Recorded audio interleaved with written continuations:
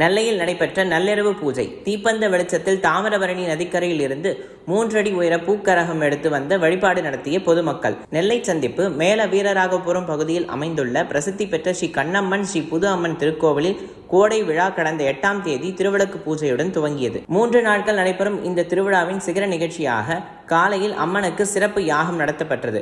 அதனைத் தொடர்ந்து சிறப்பு அபிஷேகம், அலங்காரம், தீபாராதனையும் நடைபெற்றது.